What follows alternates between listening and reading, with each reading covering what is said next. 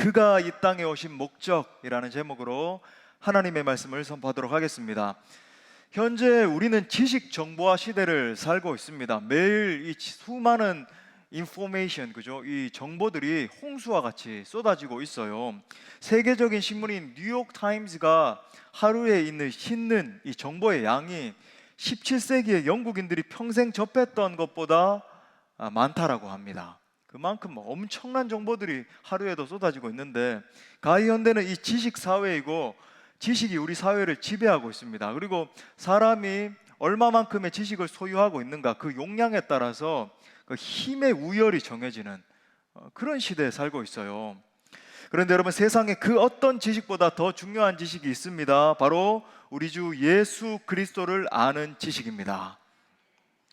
사도 바울은 그리스도 예수를 아는 지식을 얻기 위해서 다른 모든 것들, 모든 지식을 배설물로 여긴다, 그렇게 고백했잖아요. 빌립보서 3장 8절 말씀해 보니까, 또한 모든 것을 해로 여김은 내 주 그리스도 예수를 아는 지식이 가장 고상하기 때문이라. 내가 그를 위하여 모든 것을 잃어버리고 배설물로 여김은 그리스도를 얻기 위함이다.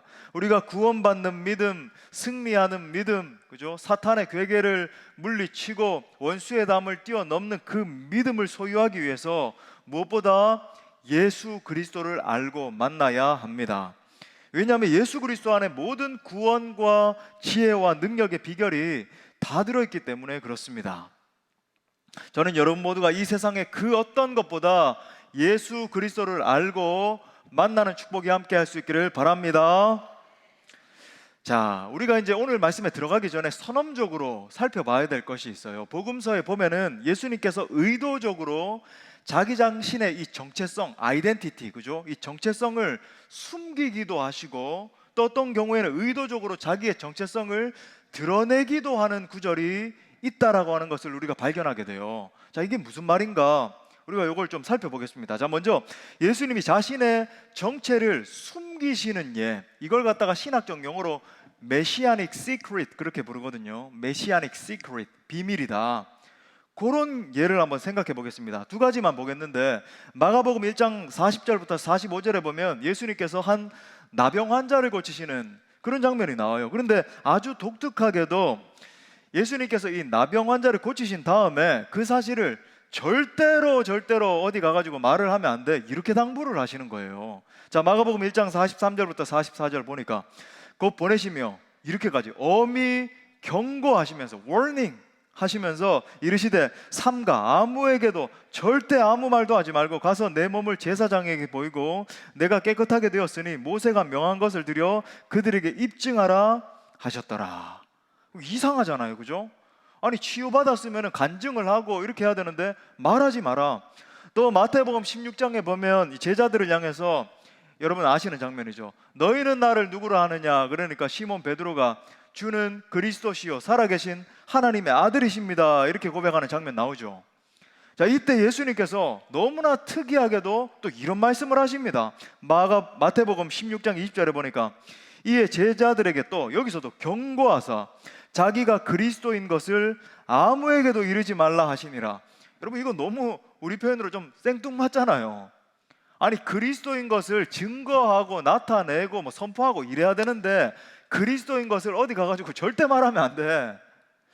이거 대체 이거 왜 이러는 건가? 왜 예수님이 자신의 정체성과 사역과 드러나시는 그 능력에 대해서 숨기려고 하셨는가? 그 이유에 대한 단서가 되는 그 유일한 복음서의 이 구절이 바로 이 말씀이에요. 마가복음 9장 9절에 보니까, 그들이 산에서 내려올 때 예수께서 경고하시되 인자가 죽은 자 가운데서 살아날 때까지는, 그러니까 부활하실 때까지는 본 것을 아무에게도 이르지 말라 하셨다. 자, 보세요. 즉 예수님이 부활하시기 전까지는 자기 자신의 정체성에 대해서 드러내시는 것을 굉장히 꺼려하시고 제자들에게 이걸 막으셨다라고 하는 것을 우리가 보게 되죠. 우리가 잘 아는 것처럼 예수님의 부활 사건과 성령 강림 사건 이후에는 예수님에 대한 지식이 가히 폭발적으로 막 전해졌잖아요. 성령 강림 사건 이후에 막 전해졌지 않습니까? 무슨 말인가? 예수님께서 우리 각자에게 예수 그리스도, 자기 자신에 대한 지식을 숨기실 때가 있다는 말이에요. 어떤 분들이 이렇게 말합니다. 왜 지금까지 내게는 이 놀라운 복음을 숨기셨는가? 왜 아직까지 내가 사랑하는 가족들, 이웃들, 나가서 열방에 있는 특정한 어떤 민족들, 그죠? 여러분 보십시오. 로마서에서도 하나님이 의도적으로 유대인들의 눈을 가리어서 이 원감람나무, 접붙임 받은 감람나무 비유를 들거든요. 로마서 9장, 10장, 11장 쭉 이렇게 이어지는데, 이 비유를 들면서 하나님이 이방인들의 구원을 위해서 의도적으로 유대인들의 눈을 가리우는 그런 일이 있다는 거예요. 그와 마찬가지로 지금도 생각해 보면 저 열방에 있는 무슬림들이라든지 그죠?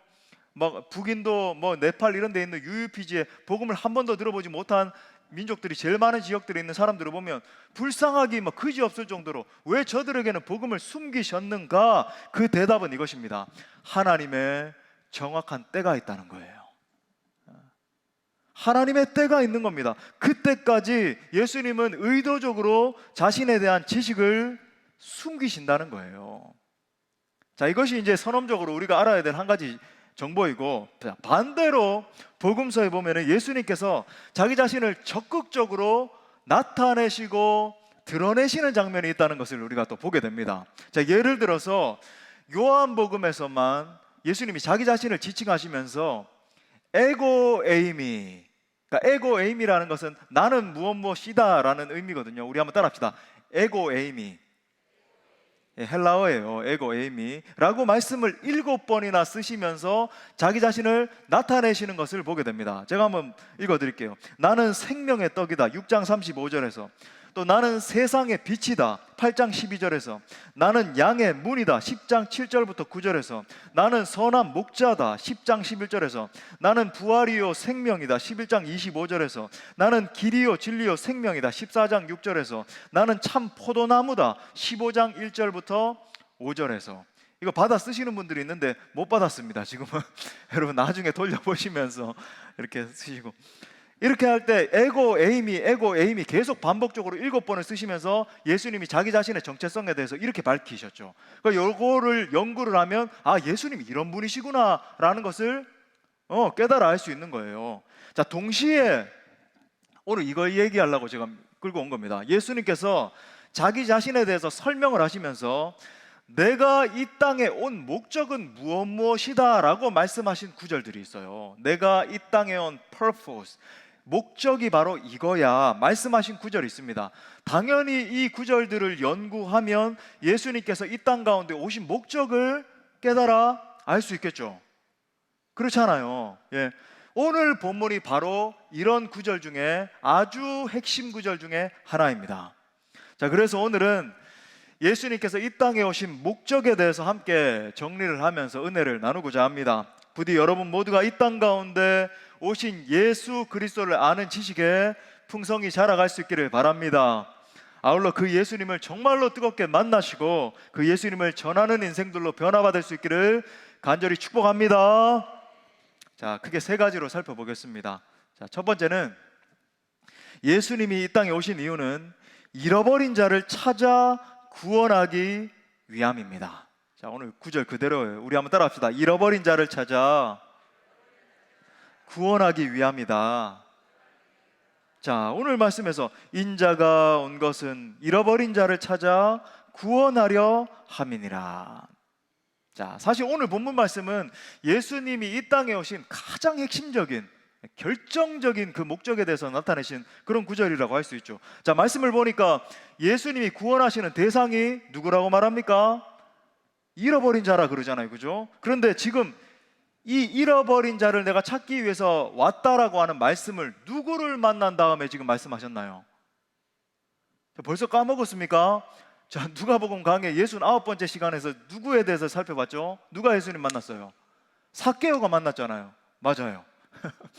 삭개오를 만난 다음에 지금 그 맥락 가운데서 지금 이 말씀을 하시는 거예요. 그러니까 여러분 보십시오. 말씀을 읽고 연구를 할 때 그냥 대충 뜬구름 잡는 걸 연구를 하면 안 되고 문맥을 파악하면서 그 문학적으로 어떤 맥락에서 지금 적혀 있는가 그런 것들을 살펴보면서 지금 말씀을 파악해야 되는 거죠. 자, 삭개오예요. 삭개오를 만난 다음에 그것의 결말로서 오늘 지금 구절을 말씀하시는 겁니다. 다시 말해서 삭개오와 같은 자가 예수님이 바라보실 때 잃어버린 자라는 거예요. 지금 그 말씀하고 계시는 겁니다. 이사야서 61장에 보면 예수 그리스도에 대한 예언이 나오죠. 자, 이사야서 61장 1절에 보니까 주 여호와의 영이 내게, 여기서 말하는 내게는 예수님 말하는 거예요. 내게 내리셨으니 이는 여호와께서 내게 기름을 부으사 가난한 자에게 아름다운 소식을 전하게 하려 하심이라.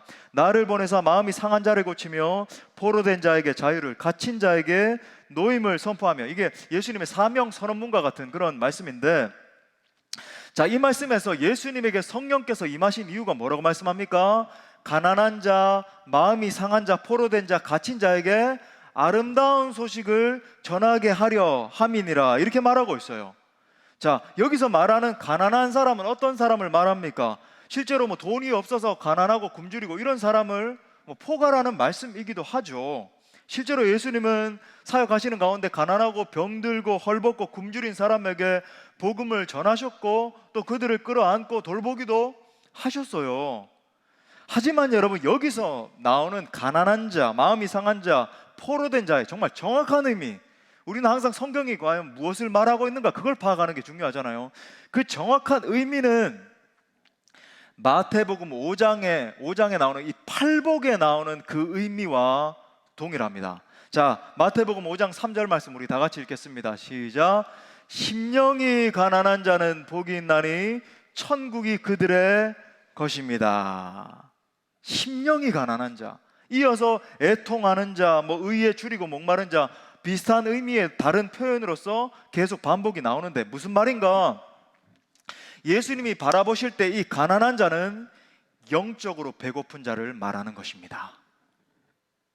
삭개오는 실제로 부자였잖아요. 사람들의 뭐 재물을 갖다가 착취하고 그죠, 세리로서 그렇게 했지만은 부자였기 때문에 여기서 말하는 가난한 자는 실제로 뭐 돈이 없는 자를 포괄하기도 하지만 그 의미가 아니에요. 궁극적으로 영적으로 굶주린 자, 예수님이 바라보실 때는 마음이 상하고 갇혀 있는 자는 영적으로 무너져 있고 영적으로 포로 상태, 기근 상태에서 메말라 있는 그런 자를 말하는 것입니다.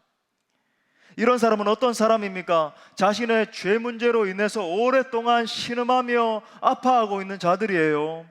죽음의 공포로 말미암아 삶의 소망을 잃어버리고 기진하고 있는 자들입니다.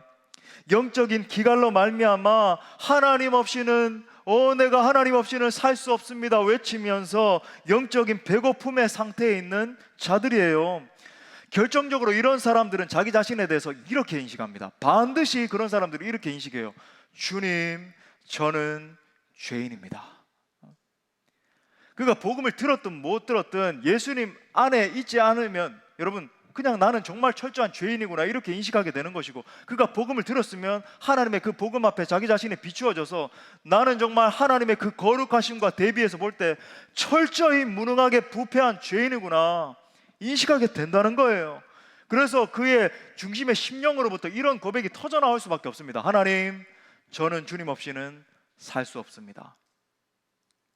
실제 많은 선교학자들이 파악을 하면 인류 인구 가운데 약 6명에서 7명 중에서 1명은 준비된 영혼이라 그래요.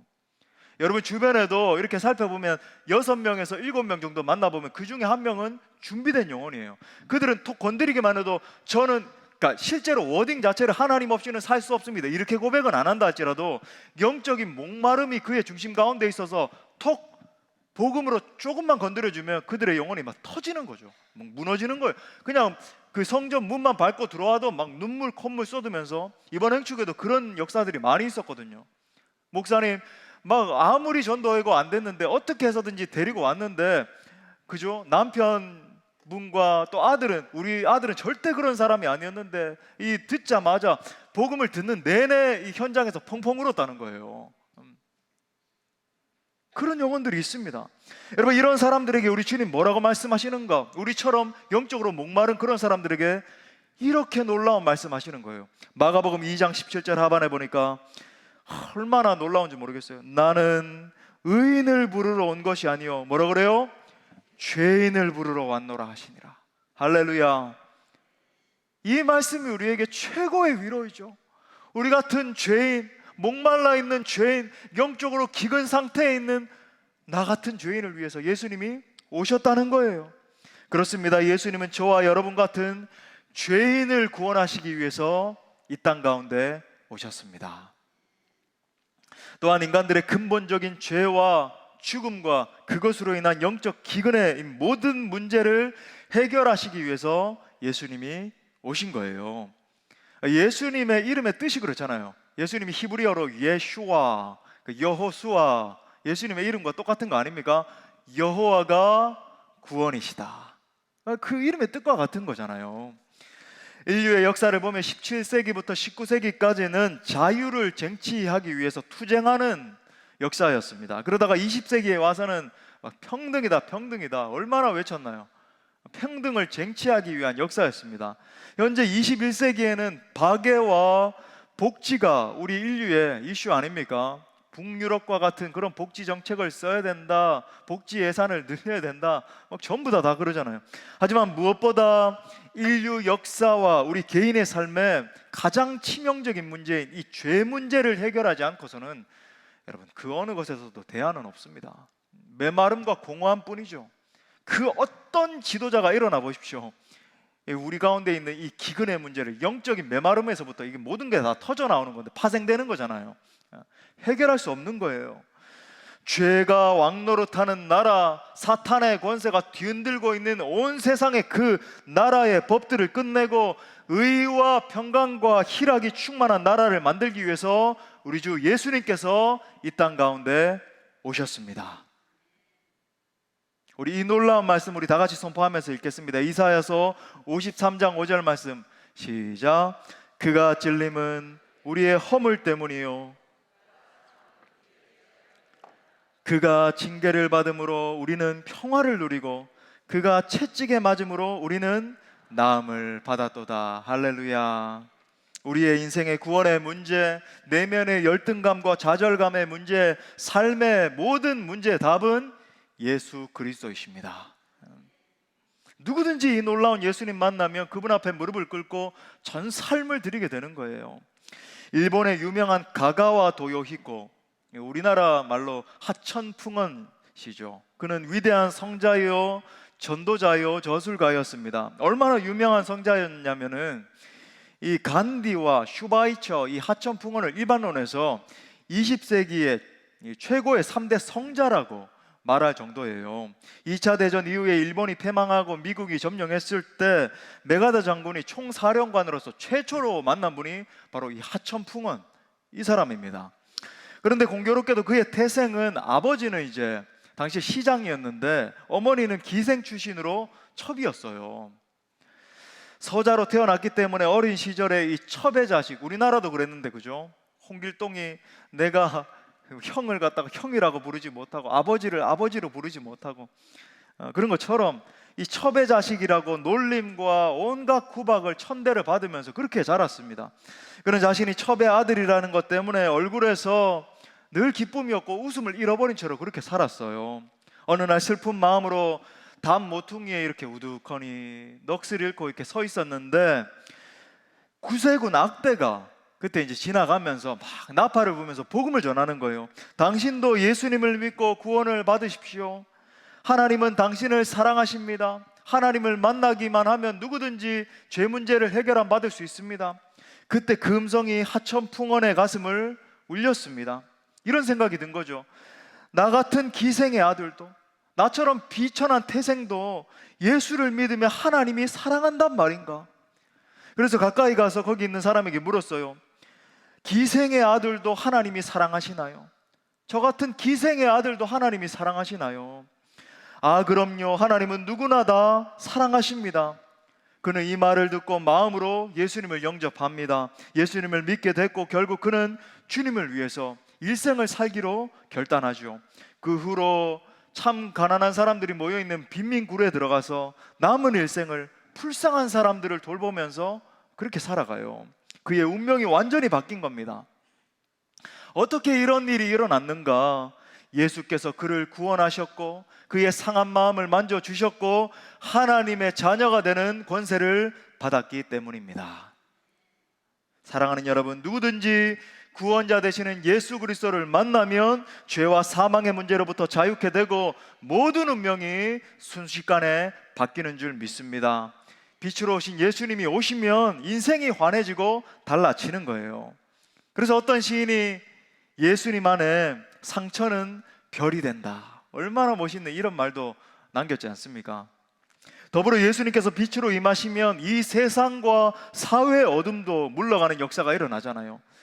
더 멀리 갈 것도 없이 우리나라, 그죠? 120여 년 전에 척박했던 우리나라, 척화비를 세워놓고 저 코가 큰 서양 귀신들이 온다라고 하면서 물러가라 물러가라, 토마스 선교사님을 막 그렇게 살해하고 그 미개했던 민족, 가난했던 민족, 거기에 예수 그리스도의 복음이 전해짐으로 말미암아 정말로 참 끔찍했던 우리 민족에 빛이 임하게 됩니다. 수많은 여성들이 천대의 어두움에서 벗어났고 양반이니 뭐 천민이니 하던 이 굴레와 속박에서 사람들이 해방됐습니다.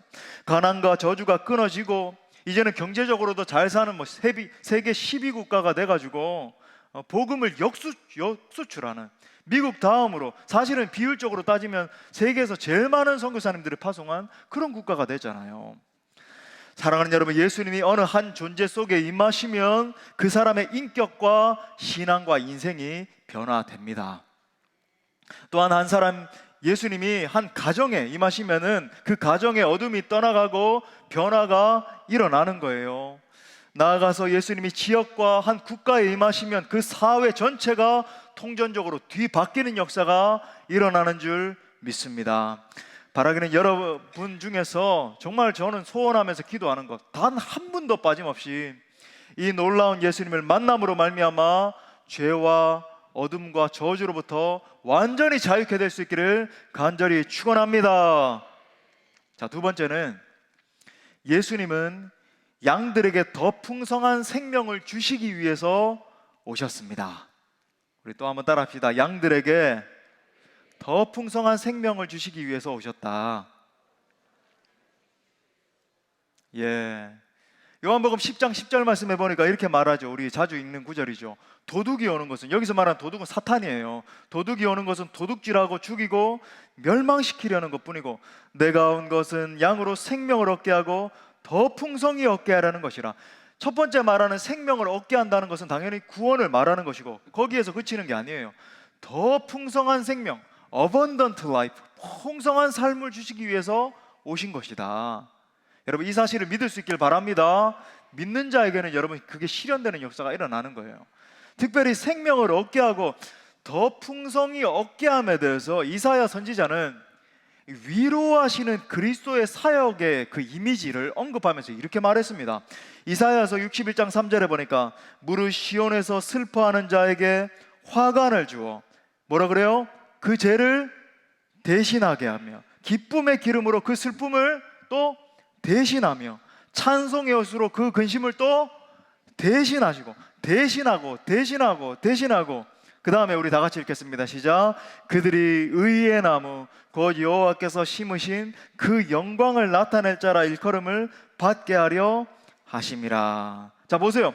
성령께 사로잡힌 바 된 예수 그리스도께서 한 존재에게, 한 공동체에, 한 지역에 임하시면은 잃어버린 자가 구원되는 역사뿐만 아니라 슬퍼하는 자가 큰 위로를 받는 역사가 일어난다는 거예요. 대신한다 그러잖아요. 뒤바뀌어 버리는 겁니다. 여러분, 하나님은 우리를 근본적으로 치료하는 분이십니다. 치료하세요. 예수님은 우리를 위로하시되 우리의 영혼의 근본적인 부분을 수술하세요. 출애굽기 15장 26절 하반에 보니까 나는 너희를 치료하는 여호와임이라. 또 예레미야서 30장 17절에 보니까 여호와의 말씀이니라 그들이 쫓겨난 자라 하매 시온을 찾는 자가 없은즉 내가 너의 상처로부터 새살이 돋아나게 하여 너를 고쳐 주리라. 아멘. 분명한 것은 예수님은 우리의 깊은 아픔과 상처를 만지시고 치료하는 분이십니다. 저는 지난주에도 너무 가슴 아픈 기사를 하나를 읽게 됐습니다. 요즘 젊은이들 중에서 퍼지고 있는 이 마약이 있는데, 여기 에어컨 좀 꺼주십시오. 젊은이들 중에서 퍼지고 있는 이 마약이 펜타닐이라고 하는 그런 마약이 있어요. 여러분 들어보셨습니까?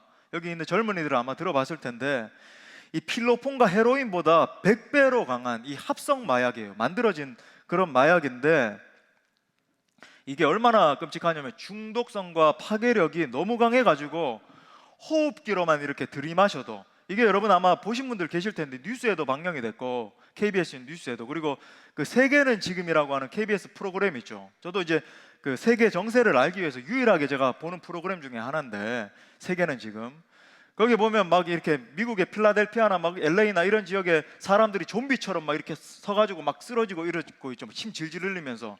그게 이 펜타닐에 중독돼서 그런 거거든요. 그게 근데 한국에 들어온 게 지금 한 5년 이상이 됐는데, 이게 젊은이들 사이에서 폭발적으로 퍼져나가기 시작해서 호흡기로 이렇게 조금만 마시기만 해도 직접 되지 않고 경찰관이 이렇게 잡기 위해서 근처에만 갔는데 픽픽 쓰러져요. 마약을 하고 있는 그 현장에 이렇게 근처에만 갔는데 쓰러지고, 이게 한 번만 복용을 하면 완전히 중독이 돼가지고 삶이 다 파괴됩니다. 뇌가 다 망가져 버려요. 근데 이게 얼마나 더 끔찍하냐면, 시중에 여러분 이 병원이라든지 요걸 이제 처방을 해주는 데가 있고 안 해주는 데가 있는데, 막 처방을 해주는 그런 병원들이 막 부지기수로 있다는 거예요. 그거는 이제 처방해주는 게 붙이는 패치인데 아주 강력한 그런 마약 성분이에요. 그거 붙이면 여러분 인생 갑니다. 근데 이게 젊은이들 사이에 지금 퍼지고 있는데, 현재 10대와 20대 아이들이 열광하는 래퍼들 있잖아요. 랩하는 그 래퍼들 여러분 아시죠? 이 래퍼들 중에 상당수가 지금 마약 중독자들, 이게 그들 젊은이들 사이에서는 약쟁이라고 부르거든요. 그 래퍼들이 상당수가 마약 중독자들이고, 여러분 구글에다가 래퍼 마약 이렇게 치면은 막 엄청 많이 나와요. 그 다음에 일반 10대, 20대 아이들 중에서도 이 펜타닐이 지금 상당수 퍼져 있는데, 심지어 이게 학교 안으로 퍼져가지고 아이들 중에서 지금 펜타닐 중독이 심각하다는 거예요. 그러니까 선생님이 담배 저기 모여가지고 담배를 피나 해가지고 이렇게 잡으러 갔는데, 이게 한 번 이렇게 처방을 받으면 10장씩 이렇게 준다고 합니다. 근데 이거 한 번만 붙여도 중독이 돼가지고 완전 망가지는데, 아이들이 이걸 갖다가 집단적으로 학교 내에서 막 이렇게 퍼져가지고 붙이고 있다는 거예요. 근데 실정이 어떤지 아세요? 한국에만 지금 32만 명 이상이 지금 펜타닐 중독이고, 32만 명. 미국에 작년 한 해 일입니다. 1년에 펜타닐 중독 사망자가 7만 5천 명에 달합니다. 지금 코로나보다 이게 사실 더 심각해요. 이 사실이 어떻게 지금 우리 한국 사회를 발칵 뒤집어 놨냐면, 고등 래퍼와 이 쇼미더머니 등에 출연했던 래퍼 윤병호 아는 사람들 있죠? 이 활동명이 블리다 바스타드라고 하는, 여러분 윤병호 뭐 마약 이렇게 치면 그 기사가 쫙 나오는데, 이 친구가 KBS 시사 직격이라는 프로그램에 나와서 제가 이 펜타닐에 중독됐었는데 완전히 다 인생이 망가졌습니다.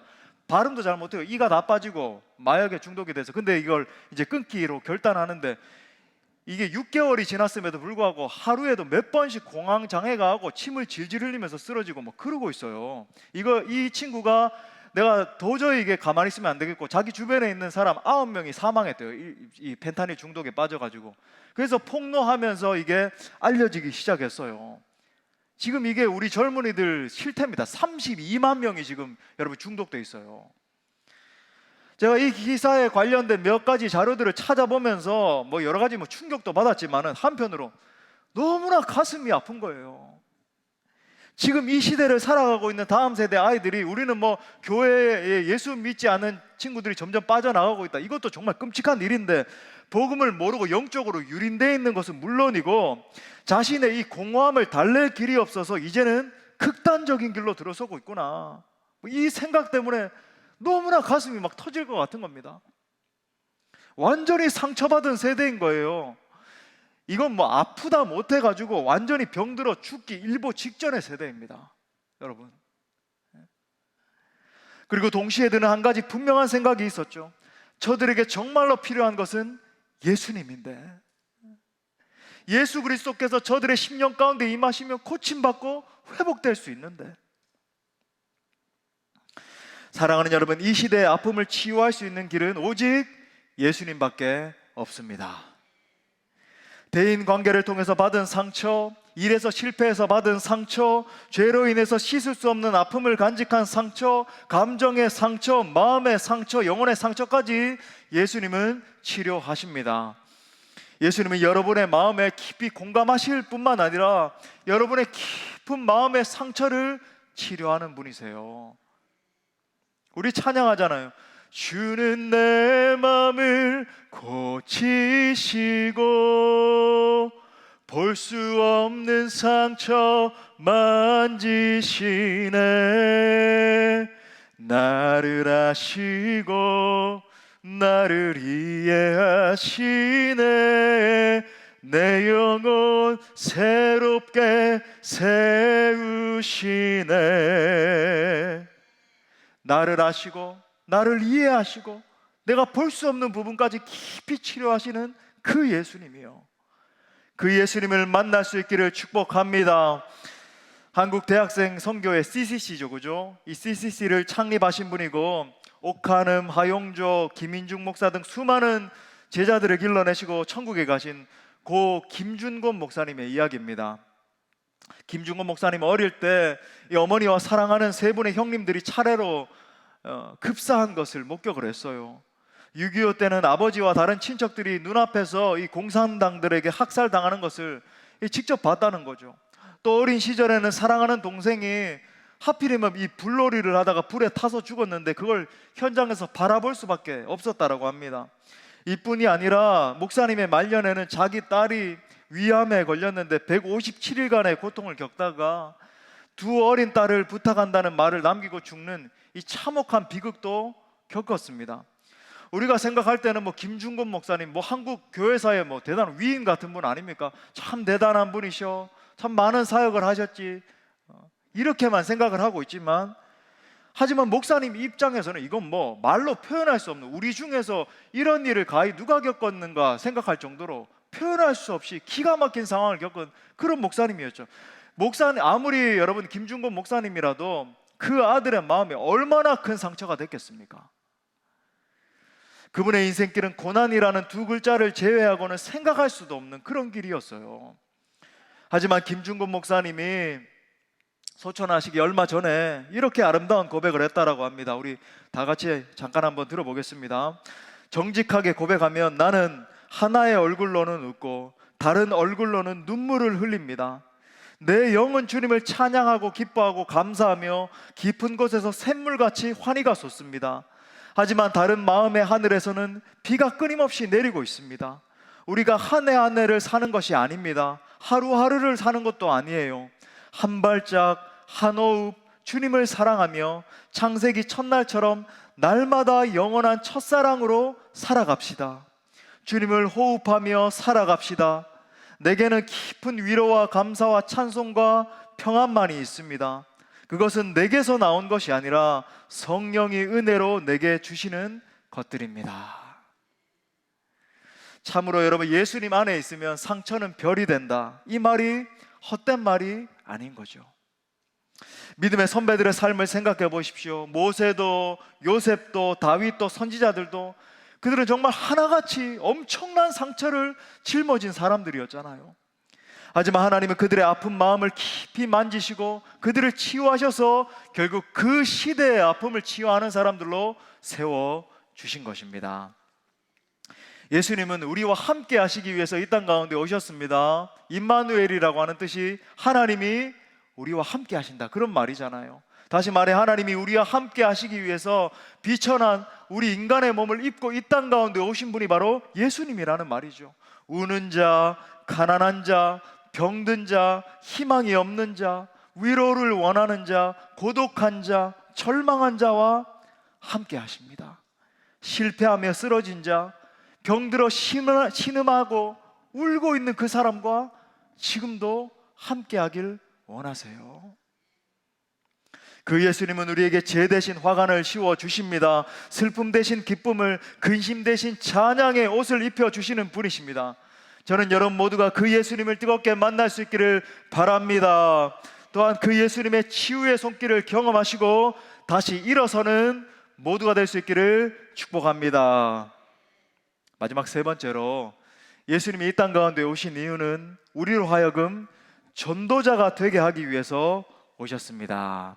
우리 한번 따라합시다. 자기 자신의 가슴에 손을 얹고 한번 따라할까요? 주님은 내가 전도자가 되기를 원하신다. 아멘. 복음서에서 계속적으로 예수님이 자기 자신이 이 땅에 오신 목적에 대해서 이렇게 말씀합니다. 몇 구절만 볼게요. 요한복음 6장 38절에 보니까 내가 하늘에서 내려온 것, 그 이유는 내 뜻을 행하려 함이 아니고 나를 보내신 이의 뜻을 행하려 함이라. 그러니까 나를 보내신 이의 뜻, 하나님의 그 뜻은 인류 구속 사역을 감당하는 것 아니었어요. 또 이렇게 말씀하십니다. 마가복음 1장 38절에서 이르시되 우리가 다른 가까운 마을들로 가자. 거기서도 천도하리니 내가 이를 위하여 왔노라. 또 요한복음 12장 47절에 내가 온 것은 세상을 심판하려 함이 아니요 세상을 구원하려 함이로라. 계속해서 분명한 어조로 말씀하시는 한 가지 사실, 내가 온 것은 잃어버린 영혼들을 구원하기 위함이야. 온 세상 가운데 유리돼서 아파하고 있는 저 영혼들을 건져내기 위함이야 말씀하는 겁니다. 이렇게 말씀하신 주님께서 우리에게는 뭐라고 말씀하시는가? 대위임령을 말씀하셨죠. 마태복음 28장 19절부터 20절에 보니까 그러므로 너희는 가서 모든 민족을 제자로 삼아 아버지와 아들과 성령의 이름으로 세례를 베풀고 내가 너희에게 분부한 모든 것을 가르쳐 지키게 하라. 볼지어다 내가 세상 끝날까지 너희와 항상 함께 있으리라 하시니라. 아멘. 특별히 여러분, 우리가 주목해야 되는 것은 주님이 이 땅 가운데 오신 목적, 어떤 내 주변의 상황, 나만 구원받고 내 가족만 구원받고 아니면 우리 공동체 안에 바운더리에 갇혀있는 그 목적 때문에 오신 게 아니라 모든 민족, 모든 족속, 모든 방언의 구원을 위한 사실이라는 거예요. 여러분, 성경을 읽어보십시오. 창세기부터 계시록까지 주님은 계속 구하라, 내가 열방을 유업으로 주리니 내 소유가 땅끝까지 이르리로다. 계시록을 봐도 구원하심이 보좌에 앉으신 우리 하나님과 어린 양에게 있습니다. 이것을 고백하는 족속이 어디서부터 비롯되나요? 모든 족속, 모든 방언, 그죠? 모든 민족, 열방. 우리가 나 자신과 내 가족과 지 교회라고 하는 여러분 이 좁은 범위에만 내어 있으면 안 되는 거예요. 더 넓게, 더 멀리, 그죠? 우리의 퍼스펙티브, 이 관점을 넓혀야 되는 겁니다. 왜 그렇습니까? 하나님의 시각이 온 열방을 향해 있기 때문입니다. 그러므로 우리 교회가 지향해야 될 바도 바로 이거예요. 현재 우리 교회는 이웃 전도, 지역 전도에는 아주 열심인 그런 교회입니다. 많은 영혼들이 우리 교회를 통해서 복음을 듣고 있고 또 예수님을 주로 영접하고 있습니다. 너무나 감사한 일이고 놀라운 역사예요. 하지만 여러분, 우리가 이 차원에만 머물러 있으면 안 되는 거죠. 이제는 전통교회를 넘어서서 선교적인 교회, 미셔널 처치로 나아가야 되는 거예요. 예루살렘 교회와 같이 지교회가 부흥하고 지역을 복음화시키고 하는 거 너무 중요하고 좋습니다. 하지만 이제는 안디옥 교회와 같이 선교의 전지 기지의 역할을 하는 선교적인 교회로 나아가야 되는 거예요. 적어도 두 가지 이유 때문에 그렇습니다. 첫 번째는 이것이 당연히 하나님의 애타는 소원이기 때문에 그런 거죠. 두 번째는 마태복음 24장 14절의 말씀과 같이 복음이 모든 민족에게 증언되기 위해서 온 세상이 전파될 때 끝이 오기 때문에, 그 끝이라고 하는 것은 예수님의 재림이 임하기 때문에 그런 거예요. 여러분 보십시오. 마무리하기 전에 이거 한 가지만 꼭 기억합시다. 예수님이 밝히고 계시는 이 세계 역사의 전망을 우리가 반드시 알아야 되겠죠. 어떻게 역사가 진행되는가, 역사의 구도를 보십시오. 예수님이 초림하심으로 말미암아 온 인류 가운데 구속의 길이 열렸잖아요. 그래서 저와 여러분이 지금 예수님을 믿고 구원받고, 그죠? 하나님을 찬양하고 있습니다. 자, 더불어서 예수님이 재림하실 것을 우리가 바라보고 있고, 재림이 지금 우리의 최고의 화두예요. 자, 이 재림의 때 온 인류를 향한 하나님의 구속이 완성됩니다. 그 이후로는 복음 전파라는 개념은 없어져요. 완성이 되는데, 자, 그렇다면 예수님이 재림하셔서 인류의 역사가 종결될 수 있는 유일한 길이 무엇입니까? 모든 민족, 모든 방언, 모든 족속에게 주 예수 그리스도의 복음이 증거되는 것입니다. 그것이 예수님이 재림하실 수 있는 유일한 길이에요. 그러므로 우리의 삶과 사역의 최종 목표, 우리가 살아가야 될 이유, 우리가 지금까지 수동적인 선교를 해왔거든요. 많은 전통교회 선교사를 파송하고 그냥 보고만 듣고 선교하는 교회다, 그런 게 아닌 거죠. 이제는 온 성도들이 일어나서 선교지 땅을 밟으면서 침투에 들어가서 모든 민족, 모든 족속, 모든 방언에 나아가서 예수 그리스도의 피 묻은 복음을 전하는 것에 초점을 맞춰야 되는 거예요. 우리는 신학자 에밀 브로너의 말을 다시 기억할 필요가 있습니다. 불꽃이 없으면 불이 존재할 수 없는 것처럼 선교가 없다면 교회는 존재할 수 없다. 저는 여러분들의 심령마다 영혼 구원을 향한 열정이, 그죠? 불타는 열정이 타오를 수 있기를 축복합니다. 세계 선교에 대한 비전과 소망이 우리 공동체 가운데 정말 부어져서 이제 하나씩 팬데믹 상황이 조금씩 나아지고 있으니까 정말 이제 선교지를 밟으려고 그러는데, 정말 우리 공동체 모두에게 이 선교에 대한 열망, 복음 전도에 대한 열망이 불타오를 수 있기를 바랍니다. 말씀의 결론을 맺겠습니다. 예수님이 오심으로 말미암아 BC와 AD가 바뀌었잖아요. 그죠? 이런 것과 같이 예수님이 오시면 모든 것이 변화됩니다. 먼저 예수님이 오시면 우리의 인생에 진정한 변화가 일어납니다. 죄 문제와 온갖 저주로부터 자유케 되고 하나님의 자녀가 되는 권세를 얻게 되죠. 복음이 한 가정에, 한 공동체, 한 지역과 나라에 임하게 되면 그 가정과 지역과 나라와 온 열방이 변화되는 것입니다. 더불어서 예수님은 우리의 슬픔을 변화시켜서 기쁨을 주시는 분이세요. 번민하는 인생에서 기대하는 인생으로 바꾸어 주십니다. 갇힌 자가 노임을 받고 영원한 기업을 회복시켜 주십니다. 상처와 아픔이 가득한 인생에서 감격과 위로가 넘치는 인생으로 바꾸어 주시는 것입니다. 저는 이 사실을 여러분 모두가 믿고 체험하고 증언할 수 있기를 바랍니다. 아무쪼록 이 예수님을 반드시 만나시고 이 예수님을 크게 누리시고 이 예수님을 담대하게 전하는 우리 모든 주의 권속들 될 수 있기를 간절히 축원합니다. 우리 말씀을 주신 하나님께 영광의 박수 올려드리겠습니다. 우리 다 같이 일어나셔서 우리 뜨겁게 우리 예수 그리스도의 이름을 찬양합시다.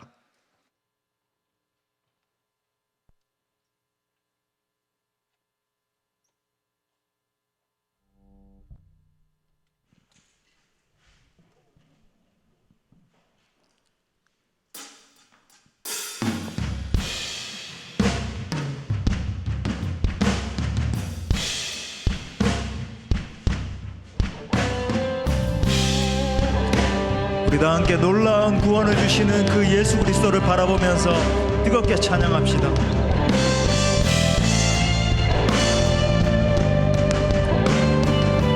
예수로 나의 구주 삼고 예수로 나의 구주 삼고 성령과 피로써 거듭나니 이 세상에서 내 영혼이 하늘의 영광 누리도록. 우리 한 번 더 고백해요. 예수로 나의 구주 삼고 예수로 나의 구주 삼고 성령과 피로써 거듭나니 이 세상에서 내 영혼이 하늘의 영광 누리도다. 아멘. 이것이 나의 간증이요, 이것이 나의 간증이요, 이것이 나의 찬송일세. 나 사는 동안 끊임없이 구주를 찬송하리로다.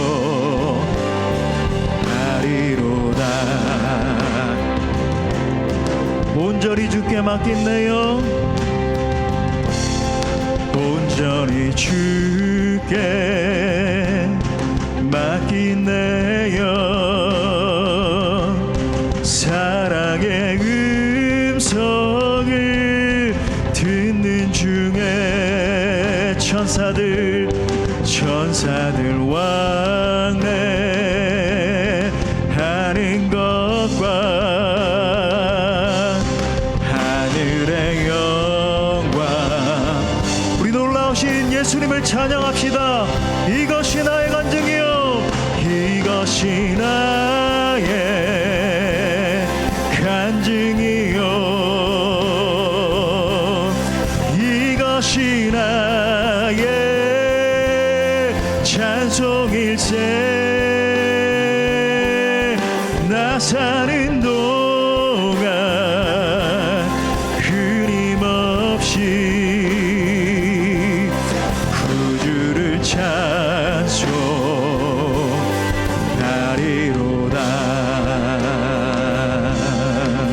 주 안의 기쁨 누림으로, 주 안의 기쁨 누림으로 마음의 풍랑이 잔잔하니 세상과 나는 간 곳 없고, 우리 두 손 높이 들고 주님 앞에 구속한 주만 보기도다. 아멘. 더 함께. 이것이 나의 간증이요, 이것이 나의 찬송일세. 나 사는 동안 끊임없이 구주를 찬송하리. 더 큰 목소리로 이것이 나의 간증이요, 이것이 나의 찬송일세. 할렐루야. 나 사는 동안 끊임없이 구주를 찬송하리로다. 나 사는 동안, 나 사는 동안 끊임없이 구주를 찬송하리로다. 한 번만 더. 나 사는 동안, 나 사는 동안 끊임없이 누구를? 구주를 찬송하리로다.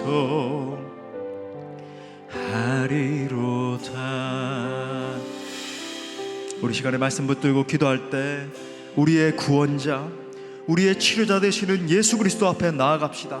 그래서 구원이 필요한 지체들은 이렇게 기도합시다. 주님, 저는 주님이 필요합니다. 저에게 구원이 필요합니다. 저를 건져 주옵소서. 십자가의 능력, 부활의 능력으로 채워 주옵소서. 기도합시다. 또한 치료와 위로와 회복이 필요한 지체들이 이렇게 기도해요. 주님, 제가 고침받기를 원합니다. 저의 상한 마음, 상한 몸, 상한 영혼을 만져 주옵소서. 제가 낫기를 원합니다.